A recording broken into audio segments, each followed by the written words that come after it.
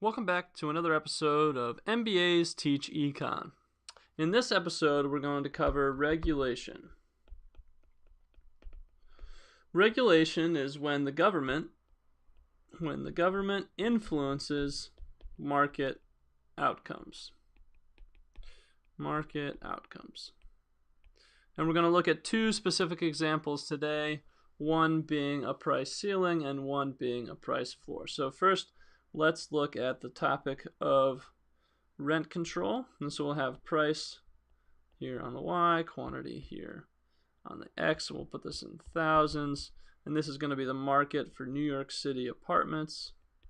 You can imagine this is a fairly competitive market. So we have a given demand for apartments and a given supply of apartments in New York City. And let's say that this results in a market price of $10,000 a month and a quantity of 20,000 apartments transacted. Okay, and the government steps in and they say this is way too expensive, people can't live this way, and so we're going to reduce the prices for rent, and we're going to set a price ceiling here, and we're going to say rent cannot be higher than $7,000 for apartments in New York City. We call it a ceiling because you can't go above the ceiling, even though it's below the equilibrium value. Well, what's the result of this? So the result is that apartments are more affordable, but there's a shortage of apartments available because landlords say they're willing to supply 15,000 at this price of $7,000 a month, but demand is out here at 25,000 per month. So there's overall a shortage of apartments available at this price.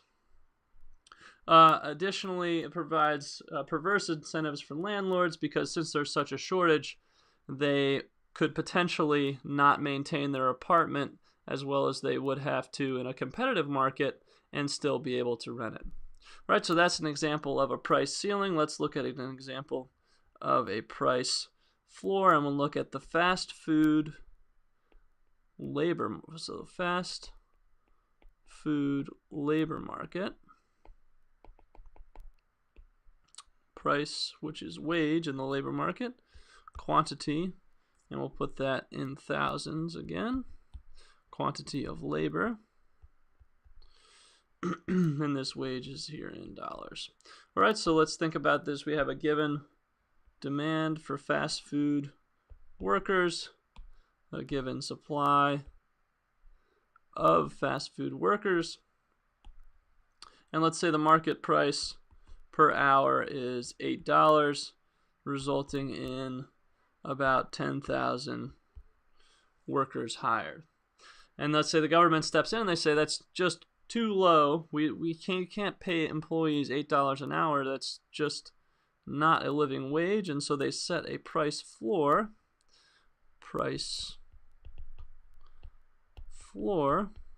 up here at, let's say, $10 an hour. Now what happens here? So if we have a floor, you can't go below this floor. At $10, you have a demand for workers that is far less. We'll say this is 7,000. We'll put this up here at 14. You have a demand for workers that is far less than the supply that's willing to work at this price or this wage. So you have a surplus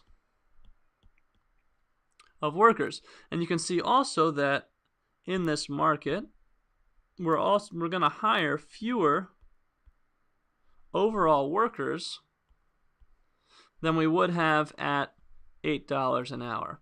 And so the common argument for raising the minimum wage is that, yes, it's great for the few people that get the jobs, but overall we're going to have a higher level of unemployment. Now, one word of caution for both of these models is that they're very simplified and that we're holding all else constant, and you'll expect that only maybe the least educated politicians and public figures will use these arguments in real life without considering some of the external benefits and utility that can't be captured in our supply and demand model. All right, well, thanks for listening, and I hope that was helpful. See you again soon.